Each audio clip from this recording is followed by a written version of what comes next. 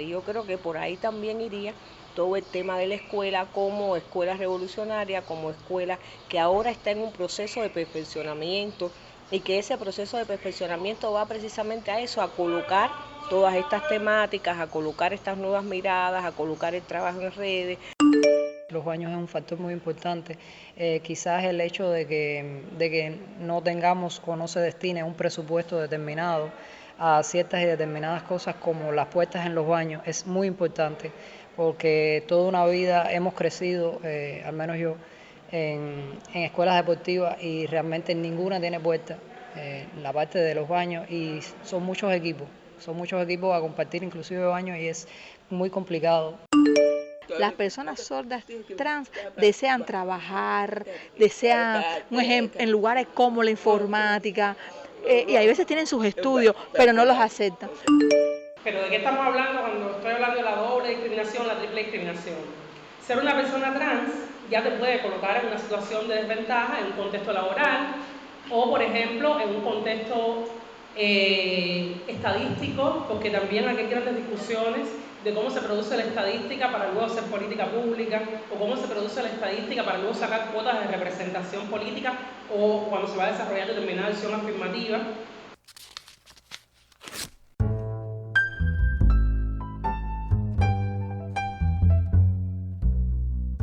La exclusión que enfrentan las personas trans casi nunca llega sola.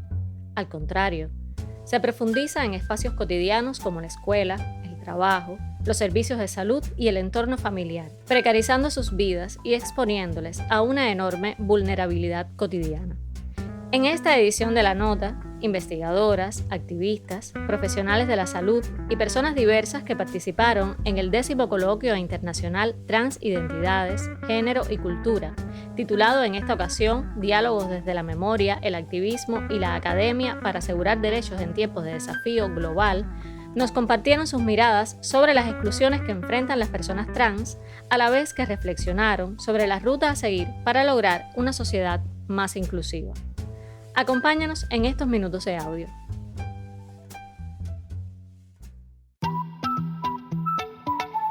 Les damos la bienvenida a La Nota, un podcast de la corresponsalía en Cuba del Servicio de Noticias de la Mujer de Latinoamérica y el Caribe, SEMLAC, que te mantendrá al tanto de los acontecimientos más relevantes y las historias que debes conocer desde una perspectiva de género y diversidad.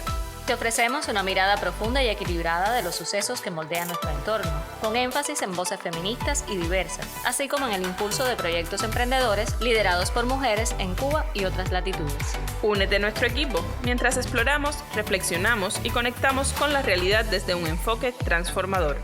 ¿Todo listo para tomar nota? Prepárate para pegar en tu agenda este post-it morado. Ya comenzamos.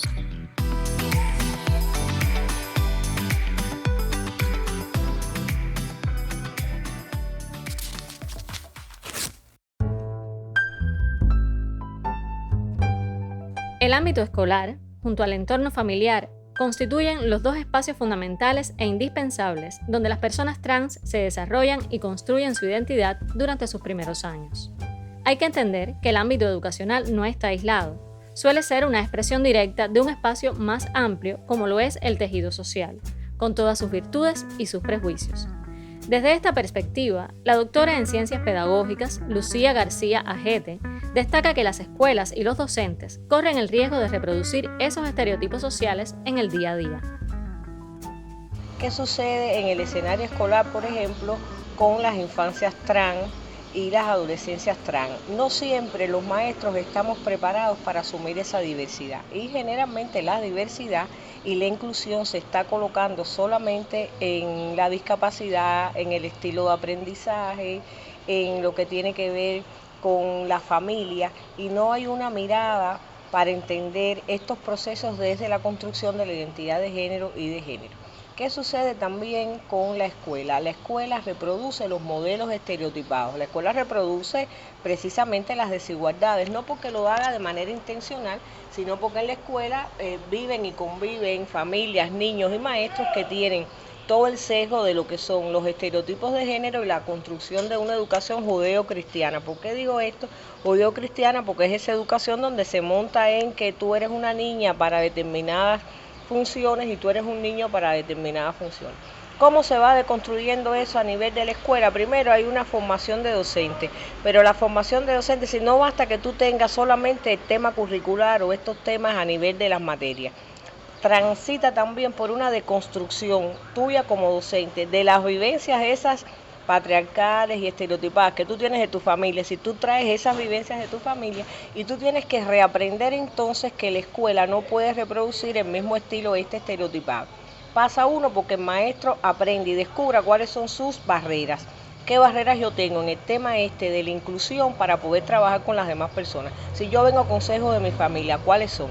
Las incluyo, las tengo en cuenta y a partir de eso que tengo en cuenta desde lo vivencial y personal, entonces comienzo a construir una nueva vivencia para poder trabajar con el resto de las familias y de los niños. Lo otro es trabajar también entonces en las redes. ¿Cuáles son las redes? Lo comunitario y con la familia. Yo no puedo trabajar inclusión con la familia si en la escuela, si la familia entonces no tiene, cuando yo no hablo de la familia del niño, yo hablo de las familias, por ejemplo, del grupo escolar. Si yo no trabajo con las particularidades o las características que tiene la familia, yo no puedo entonces abordar el tema de la inclusión. Uno de los debates más actuales sobre la inclusión de las identidades no heteronormativas en el espacio escolar gira en torno a algo tan cotidiano como el uso del uniforme. Para la profesora Lucía García Ajete, aunque es cierto que en los últimos tiempos se han flexibilizado las consideraciones y reglamentos en cuanto a su uso, todavía persisten fuertes limitaciones, sobre todo cuando se trata de las identidades de género. Bueno, mira, dentro del escenario escolar está el tema relacionado con la llamada disciplina del uniforme, que si bien según se ha planteado, se ha flexibilizado el tema del uniforme, todavía no está tan flexibilizado. Por eso yo digo que más que el uniforme es cambiar la mentalidad del docente. Y las infancias trans o los niños trans pues tienen precisamente ese conflicto, ¿no? Ese conflicto porque la escuela pone límites, dice que hay que ir uniformado, eso es algo positivo, porque te identifica, ¿no?, como alguien que pertenece a una escuela, a una institución, pero si hay flexibilidad en ese sentido, yo creo que eso va a aliviar un poco la brecha y va a aliviar la violencia del niño o de la niña, y es más bien ese reconocimiento de mira quién tú eres y cómo quieres estar. Pero eso lleva también entonces que los demás niños y niñas entiendan que este niño está vestido con el uniforme supuestamente de lo binario femenino porque precisamente se siente así. Y el otro, y la niña va vestida con el uniforme, supuestamente los niños, porque se siente más cómodo, porque se siente bien y porque se autorreconoce y se autoidentifica. Si tú trabajas eso con los niños, mira, no hay conflicto con el uniforme, no hay conflicto con la familia, no hay conflicto con la maestra. ¿Cómo quieres llevar tu pelo? ¿Cómo quieres llevar precisamente ese uniforme? Porque esa deconstrucción del símbolo es importante, de construir esa parte del símbolo de lo que significa el uniforme en lo binario. Abordar el ámbito escolar para lograr su transformación es un asunto de vital importancia para la comunidad trans. Así lo plantea Lisandra Infante, secretaria nacional de la Red Trans Cuba, quien nos recuerda que la deserción escolar es una de las marcas más dolorosas de este grupo social, especialmente de las mujeres trans, empujadas fuera de las aulas por el bullying y la falta de aceptación de su identidad. Esta deserción no es un hecho aislado, provoca un efecto dominó que condena a estas personas a ingresar al mundo laboral en las peores condiciones posibles. Detrás de ese abandono prematuro se esconden currículos escolares que borran cualquier identidad fuera del binario hombre-mujer, pronombres autopercibidos que son ignorados sistemáticamente y alarmantes casos de acoso que casi nunca se denuncian. Las consecuencias de esta hostilidad se extienden por décadas y marcan todo el ciclo vital. Una persona trans que no termina sus estudios está casi destinada a llegar a la vejez en la desprotección total, sin años de trabajo acumulados y sin acceso a una seguridad social digna. Frente a este panorama, Infante expuso en el 10º Coloquio Internacional Transidentidades, Género y Cultura una serie de demandas que resultan impostergables. La primera es la implementación efectiva de un programa de educación integral de la sexualidad, con enfoque de género y derechos sexuales en todo el sistema nacional educativo. Junto a esto, se plantea la urgencia de una política de Estado que garantice la formación continua de los profesores para abordar la diversidad sexogenérica y prevenir la violencia desde la raíz. Pero las acciones no se quedan ahí. Se necesita, además, la creación de protocolos claros contra el acoso escolar homofóbico y transfóbico, herramientas que dejen de aislar a la víctima y apliquen medidas restaurativas o sancionadoras para los agresores. Finalmente, se destaca una deuda técnica y política, la recopilación de datos y estadísticas desagregadas por identidad de género, porque lo que no se mide no se ve, y sin cifras claras sobre el abandono escolar y la violencia, será imposible diseñar políticas que transformen positivamente sus vidas. Buenas, soy Ariel, coordinadora que pertenezco a la Red Trans Cuba, red de personas trans, parejas y familias. Y en el caso mío, el tema que presenté en el coloquio, mi trabajo investigativo, trató acerca de la situación laboral de las personas trans en Cuba, factores que dificultan la integración al trabajo. Escuchábamos a Ariel de Vega Morales, también integrante de la Red Trans Cuba, quien pone el foco sobre las estadísticas de las mujeres trans vinculadas al mundo laboral. A partir de la base de datos creada por la propia red, De Vega presentó un estudio realizado en 5 municipios de La Habana: Centro Habana, Habana Vieja, Plaza de la Revolución, 10 de octubre y La Lisa. Los resultados de las encuestas realizadas revelaron una proporción ínfima de mujeres trans con empleo formal. Esta preocupante cifra se complementa de forma directa con lo que analizábamos hace un momento sobre la deserción escolar. La exclusión en las aulas termina impactando, tarde o temprano, en las oportunidades de trabajo.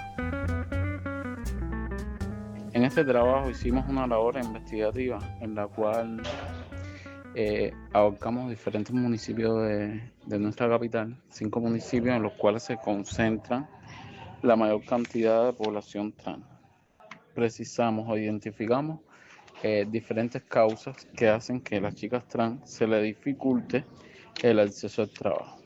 Entre esas están principalmente la discriminación, el estigma social y su inserción en la sociedad, a pesar de que existe una legislación favorable en cuanto a los derechos de todas las personas en general, incluyendo a las chicas trans. Bajo nivel de escolarización, antecedentes penales, reconocimiento del domicilio legalmente permanente, quiere decir que la mayoría de nuestra población, en el caso de La Habana, son chicas flotantes, chicas que vienen de otras provincias y se residen en La Habana, pero sin embargo no tienen la dirección. Entonces eso en algunos casos ha sido determinante. Muchas de ellas han tenido que estar en la prisión y por lo tanto tienen antecedentes. Entonces a la hora de ir a su trabajo les es muy difícil. Y el estigma por la condición serológica. Lo primero que abordamos en este tema, o que identificamos en el trabajo investigativo, fue que las chicas trans recurrían al sexo transaccional al no tener oportunidades laborales y precisamente al tener que pagar en su mayoría un alquiler o no tener acceso a trabajo, veían como única vía de sustento económico el sexo transaccional. Aunque existen resultados de desarrollos profesionales e inserción laborales muy exitosas, sobre todo en el sector de la salud, jurídico. Tenemos ejemplos de muy buenos profesionales que se han capacitado, superado y ejercido. Pero aún así tenemos que subrayar que la mayoría practica este tipo de sexo transaccional. Otra de las cosas que vimos en el trabajo que es fundamental, que era precisamente la vinculación que existía entre el poco empleo formal y los niveles de escolarización. Quiere decir, mayormente nuestra población tiene 9º grado, 12 cuando máximo. No se eleva ahí en comparación a otras poblaciones, a la población general. ¿Y qué pasa con las identidades transmasculinas en el escenario laboral? Pues la realidad es bastante similar. Según el estudio realizado por Dani Ortiz del Toro, integrante de la Red Trans Masculinos de Cuba, su investigación, presentada también durante el Coloquio Internacional Transidentidades, es el primer estudio exploratorio sobre la situación económica y laboral de las personas transmasculinas en el país. El sondeo, realizado en 2025 a un total de 59 personas, reveló que 21 de ellas no tenían empleo al momento de ser encuestadas, muchas debido a una discriminación directa vinculada a su expresión de género. Ante esta hostilidad, muchos optan por ocultar su identidad en el trabajo o la escuela, enfrentando como principal obstáculo los prejuicios de empleadores que exigen encajar en cánones de belleza y normas estéticas excluyentes. Según refirió Ortiz del Toro, ante este panorama, el grupo de activistas transmasculinos no se ha quedado de brazos cruzados. Han impulsado acciones concretas como bolsas de empleo, ferias laborales y cursos de sensibilización en instituciones públicas. Sin embargo, en opinión del propio activista, esta investigación no puede quedarse en un plano meramente exploratorio o de diagnóstico.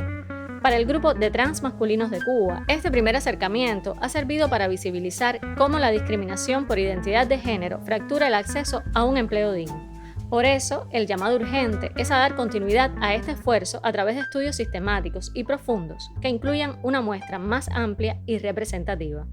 Los datos ya están sobre la mesa y ahora el paso crucial es avanzar en el diseño, la implementación y el monitoreo colectivo de programas de inserción laboral trans. Desde el activismo aseguran que existe la vulnerabilidad que urge atender, pero también toda la voluntad y las potencialidades para lograrlo.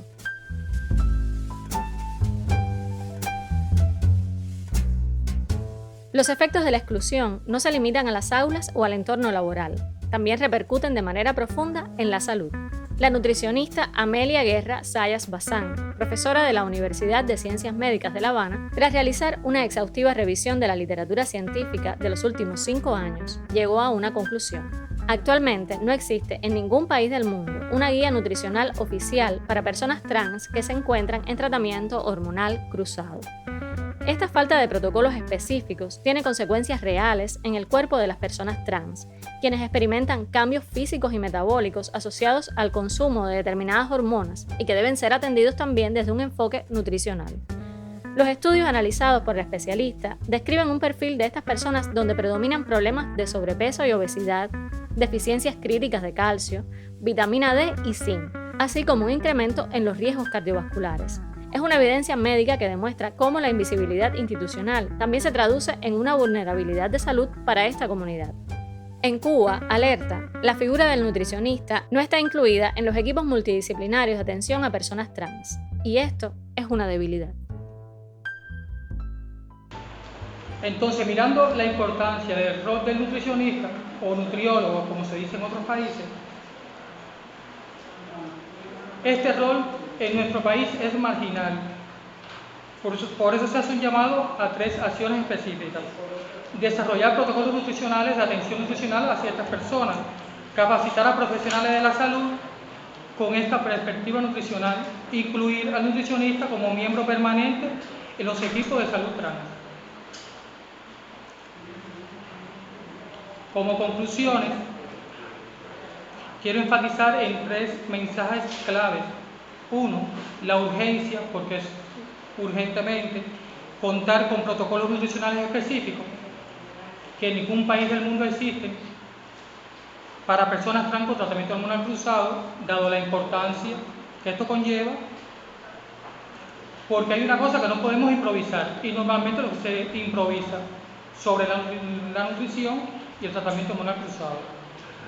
El 2, necesidades de capacitar a los profesionales porque no se puede atender lo que no se conoce.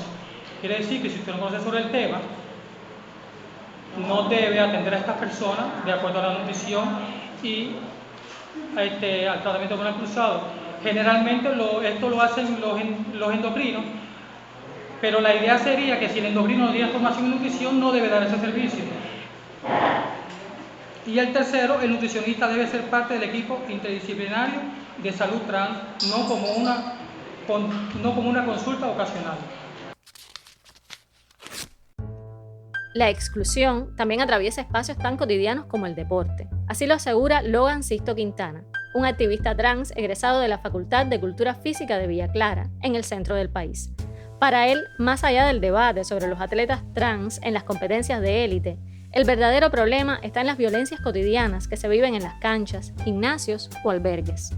Logan afirma que la clave no es si un atleta trans puede o no competir en unos Juegos Olímpicos, sino algo mucho más humano, el derecho a vivir el deporte de forma plena y sin discriminación. Creo que en Cuba principalmente hay muchísima más discriminación, inclusive con las mujeres trans que con los hombres trans dentro de la comunidad, aunque muchas veces no salen a la luz o sea, no se dan a conocer hasta determinados momentos, pero sí creo que hay muchísima más discriminación con ellas porque el deporte está visto como algo que tiende a ser agresivo, como algo que tiende a ser fuerte y a las mujeres trans se les discrimina muchísimo más en estos espacios, inclusive participando en una categoría masculina, no necesariamente en una categoría femenina. Los propios compañeros de equipo las rechazan, sufren distintos tipos de burlas en los baños es un factor muy importante. Quizás el hecho de que no tengamos o no se destine un presupuesto determinado a ciertas y determinadas cosas como las puertas en los baños es muy importante porque toda una vida hemos crecido, al menos yo, en escuelas deportivas y realmente ninguna tiene puerta, la parte de los baños y son muchos equipos a compartir inclusive baños y es muy complicado para una persona que está en su momento lidiando con su cuerpo, con su identidad y que aún así está también presionándose en cuanto al entrenamiento deportivo y es muy complicado en ese aspecto. Lo otro es la falta de respeto en cuanto a la identidad de la persona o a juzgar la identidad de la persona, que eso también puede ocurrir. Creo que el nivel de aceptación en esos casos es limitado y creo que hay mucho tabú en cuanto a esa serie de cosas, pero principalmente creo que el hecho de que ya en sí pierden privacidad al estar en un cubículo o al estar en un albergue compartiendo con muchísimas personas y más aún pierden privacidad en el hecho de esta característica de los baños, creo que es lo más complicado para una persona. Creo que realmente se necesita mucha preparación y primero que todo necesitan mucha preparación los entrenadores. Los entrenadores son el principal guía de cualquier atleta, eso lo sabemos de siempre. Pueden haber psicólogos, pueden haber un equipo respaldando, puede estar la educadora del aula, la educadora docente, pero realmente el entrenador tiene que ser el máximo guía y siempre lo ha sido para un atleta. Ahora, ese entrenador tiene que respetar al atleta porque no podemos hablar de una inclusión sin respeto, pero tampoco podemos hablar de lograr un logro deportivo muy grande existiendo ese nivel de desconfianza o de inseguridad entre el atleta y el entrenador. Creo que se debe educar a los entrenadores en cuanto a esto, pero primero que todo, creo que antes de educar a los entrenadores tienen que estar dispuestos a un diálogo y realmente la disposición a los diálogos está muy complicada porque el hecho de que las personas estén dispuestas a escuchar lo que tienen que decir las personas trans o las personas intersexuales, a entender sus vivencias más allá de que se llegue a un consenso de dar un discurso determinado y que esa persona no atienda o simplemente no le sea relevante el hecho de entender esa realidad y que en el curso de su carrera tenga que lidiar con eso más adelante y no sepa cómo hacerlo. Realmente creo que preparar a los entrenadores es muy fundamental en cuanto a eso y prepararlos desde el respeto.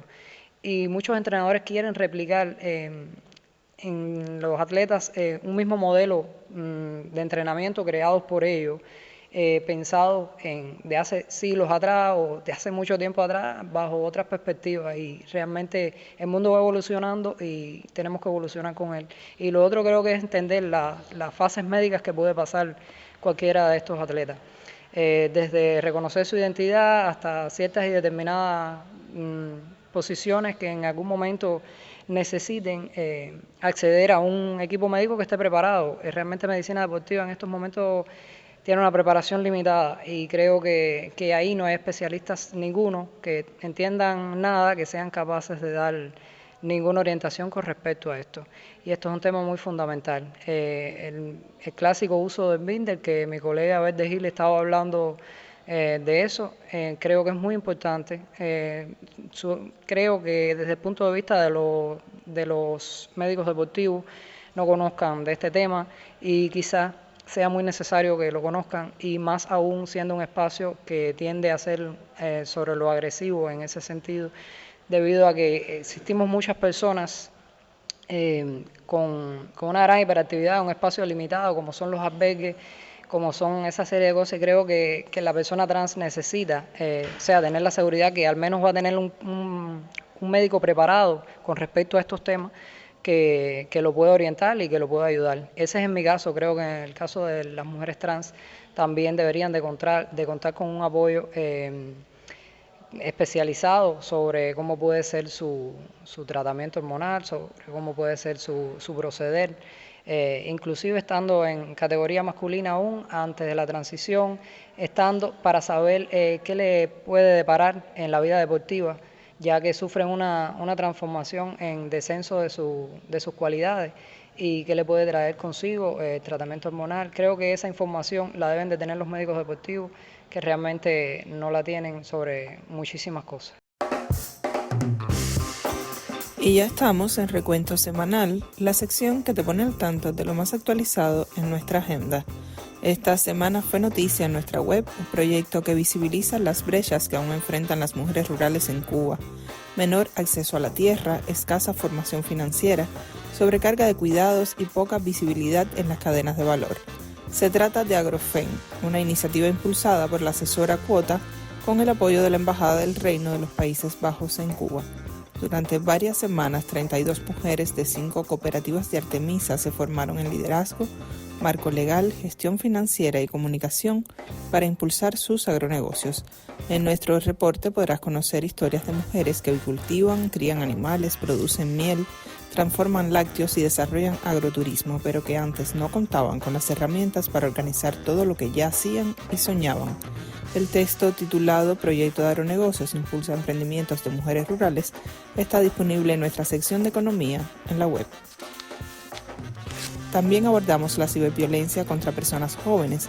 Bajo el título Ciberviolencia y jóvenes, ¿dónde mirar?, puedes encontrar el artículo donde 4 especialistas en psicología explican que los adolescentes rara vez identifican estas conductas como violencia y que mucho menos lo comunican abiertamente. Por ello es fundamental aprender a leer señales, cambios bruscos en la relación con la tecnología, ansiedad ante las notificaciones, eliminación de perfiles o hipervigilancia digital. Las especialistas advierten además que los adultos, con reacciones como quitar el teléfono o regañar, suelen convertirse en la primera barrera, no en el primer refugio.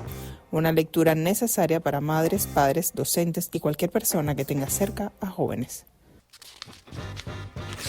Nuestra agenda abordó también la migración como una estrategia de supervivencia para muchas cubanas. El artículo Migrar, otra estrategia para aliviar la vida, presenta el testimonio de Ana Lidia, una ingeniera de 58 años que reside a medio camino entre Cuba y España, 6 meses en cada país para poder mantener a sus padres y a una de sus hijas.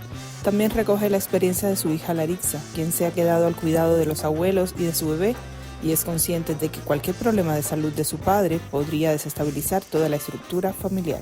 El texto recuerda que entre 2020 y 2024 Cuba perdió más de 1.400.000 personas por migración y que detrás de cada cifra hay duelos, ansiedad y mujeres que asumen las mayores cargas en medio de la crisis. Para cerrar este recuento te ofrecemos una guía práctica sobre comunicación inclusiva en emprendimientos liderados por mujeres. El artículo Comunicar emprendimientos liderados por mujeres, por dónde comenzar, sostiene que la comunicación inclusiva no se limita al uso de un lenguaje neutro o no sexista, sino que implica construir narrativas capaces de romper con los estereotipos que aún asocian liderazgo con masculinidad, autoridad con rigidez y emociones con debilidad profesional. También advierte que muchas empresas incorporan discursos públicos sobre diversidad, pero no los traducen en políticas concretas. Una lectura recomendada para cualquier persona que gestione un negocio o esté interesada en estos temas. Escúchenos en iVoox y YouTube. Si das clic en redzenla-cuba.net podrás tomar notas sobre estas y otras importantes temáticas.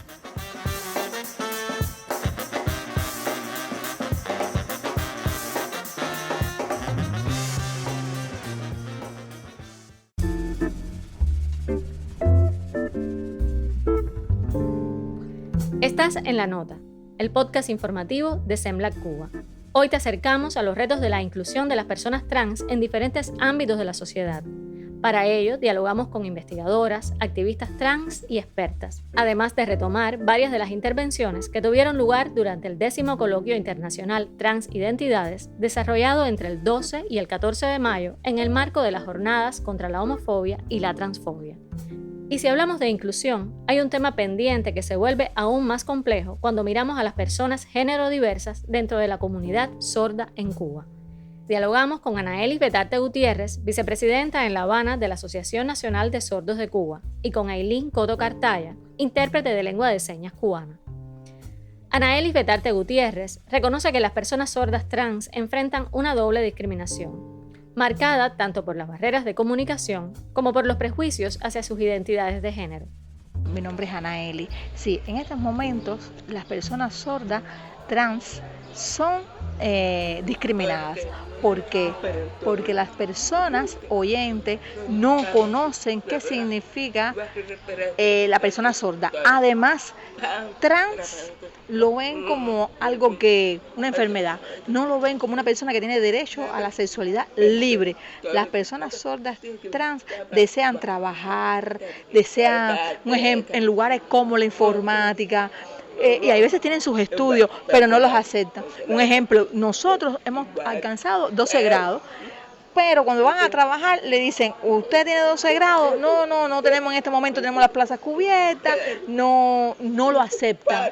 Entonces, no te preocupes, nosotros cogemos tus datos y después te llamamos. Nunca llaman a esa persona sorda. Y realmente le gusta a la comunidad sorda trans también tener un equilibrio de trabajo igual que las personas oyentes. Y igualmente, hay veces lo que lo ponen es auxiliar de limpieza en los diferentes lugares, en lugares como hospitales. Las plazas de menos remuneración económica son lo que se la dan a estas personas. Y lo afecta la autoestima de estas personas.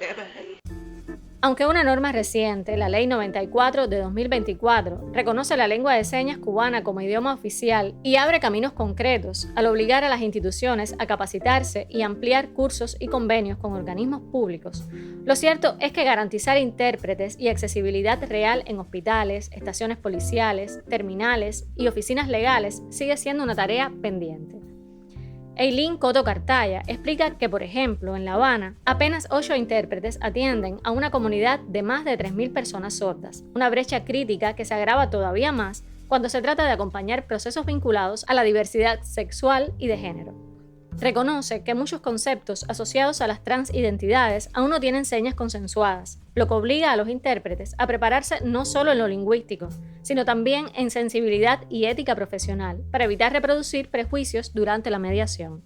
Detalló que frente a esta realidad, el trabajo conjunto entre intérpretes, especialistas del Centro Nacional de Educación Sexual y personas sordas trans ha permitido crear un glosario colaborativo de nuevas señas, construido desde las propias vivencias de la comunidad.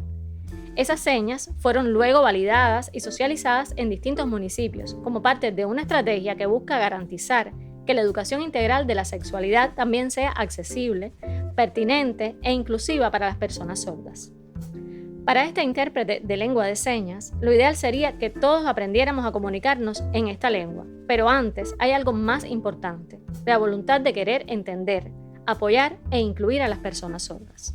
La comunidad sorda está ávida de comunicación, ávida de ser amistades, y por lo tanto lo primero que hace es ver que tú tienes deseo de comunicarte con ellos y va hacia ti y se comunica y aprende, porque siempre en ellos está el mayor deseo es conocimiento, porque hay términos que no conoce, hay cosas de la vida que no conoce, y cuando habla con personas oyentes, toma esa cultura, toma ese aprendizaje, y cómo lo hace desde la expresión más jovial que tiene, como todos los cubanos que somos así de querer llevar adelante la vida.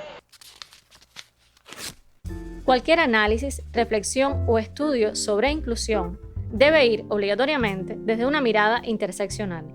Al respecto, la doctora Heidi Fundora, directora de programa en la Facultad Latinoamericana de Ciencias Sociales, Flaxo, Cuba, recordó que las desigualdades nunca operan de manera aislada. Y es que la interseccionalidad justamente lo que viene a poner sobre el tapete es que existen estructuras sociales, que dicho así es súper abstracto, estructuras que se reflejan en modos de funcionar las instituciones, en la forma en la que se organizan las academias de ciencia, en la forma en la que se organizan los trabajos, los empleos, la manera en la que se organizan las familias, la forma en la que se organiza la religión, la forma en la que se organizan los medios de comunicación, o sea, la manera en la que funcionan, lo que está instituido para que funcionen, entra o deja fuera una serie de realidades, descalifica o sobrecalifica una serie de realidades que son por las que luego es nuestro prisma para ver el resto de la realidad, porque tienen capacidad de posicionamiento y de hacer hegemonía desde la manera en la que están pensando.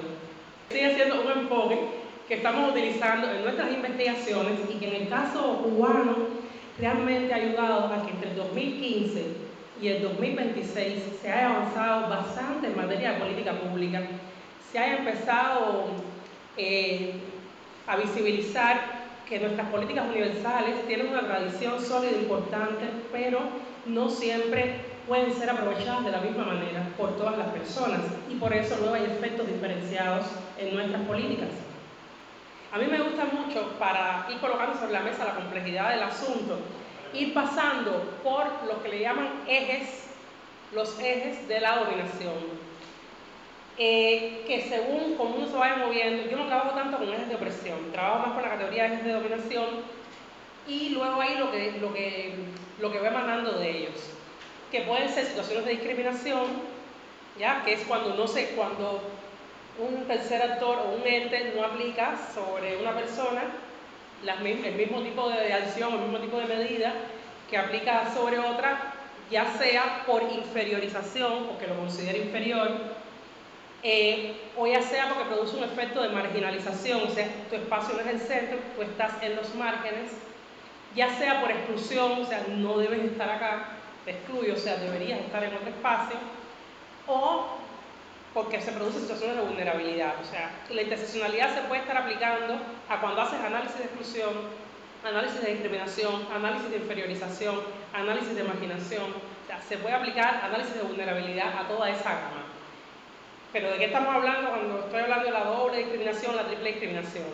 Ser una persona trans ya te puede colocar en una situación de desventaja en un contexto laboral o, por ejemplo, en un contexto estadístico, porque también aquí hay grandes discusiones de cómo se produce la estadística para luego hacer política pública o cómo se produce la estadística para luego sacar cuotas de representación política o cuando se va a desarrollar determinada acción afirmativa.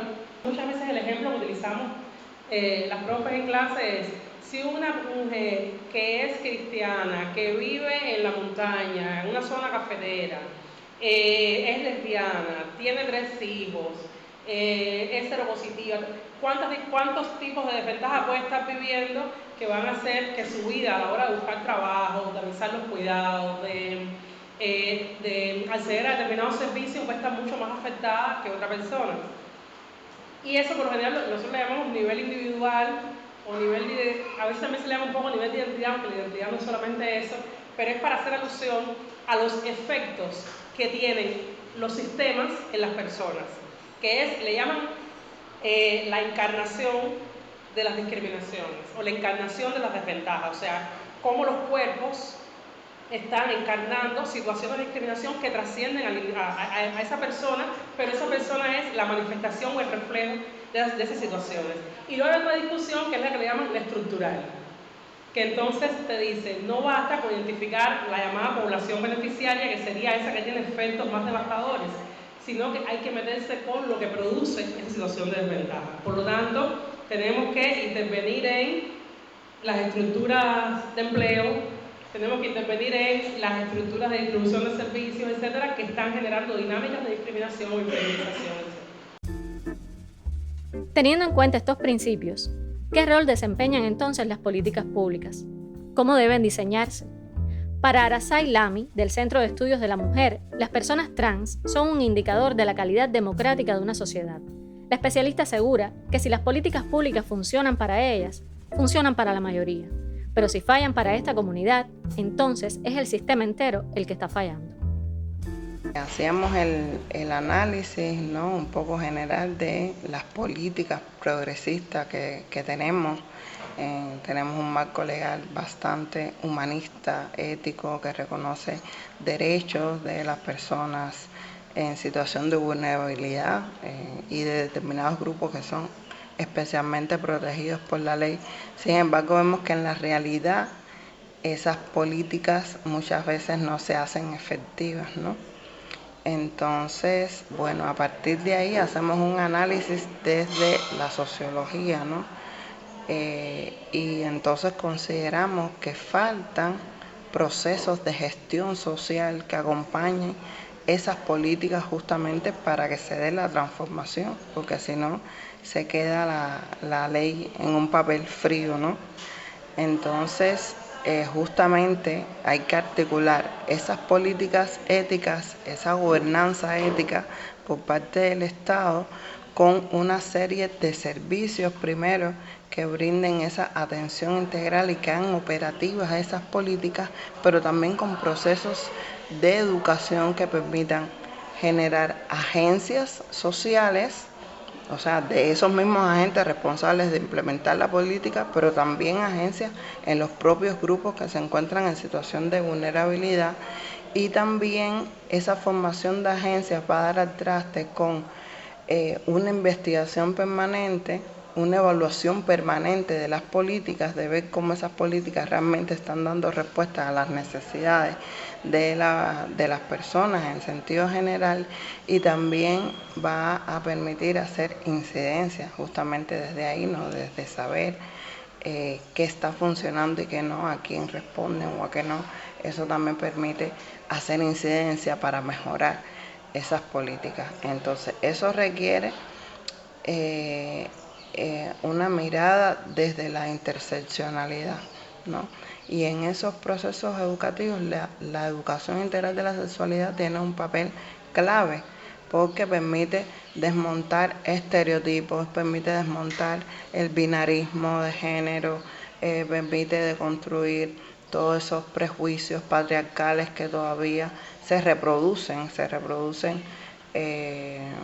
Ayer hablamos, a veces se reproducen en las políticas sin darnos cuenta, de manera inconsciente, a veces queriendo proteger, lo que hacemos es reproducir de otra manera también ese enfoque discriminatorio o excluyente, pero también se reproduce en las prácticas cotidianas de los agentes sociales que son mediadores entre esa gobernanza del Estado y las personas que tienen esas necesidades.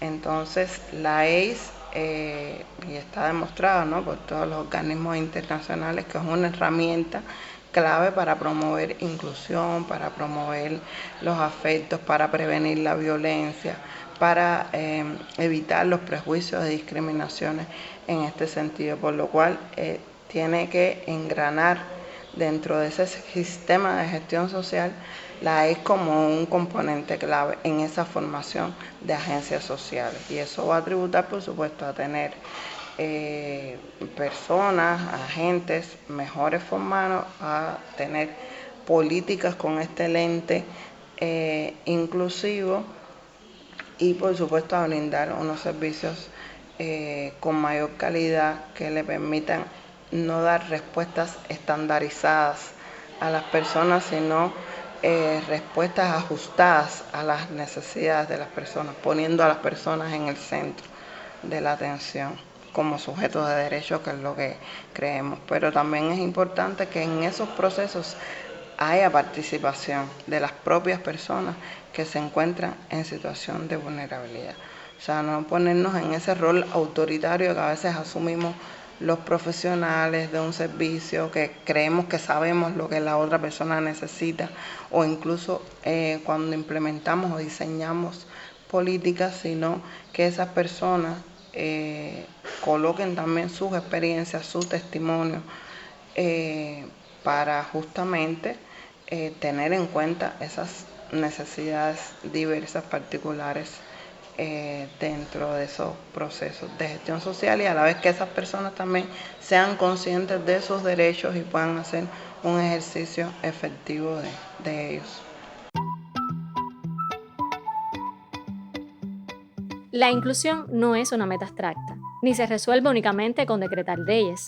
Se mide en las aulas, que deciden deconstruir sus símbolos rígidos, en las oportunidades de empleo digno que se abren para todas las personas, más allá de su identidad de género u orientación sexual, y en la urgencia de derribar las barreras de comunicación que aíslan doblemente. Las discriminaciones, ya lo sabemos, no se suman de forma aislada. Se potencian en la vida cotidiana de seres humanos reales.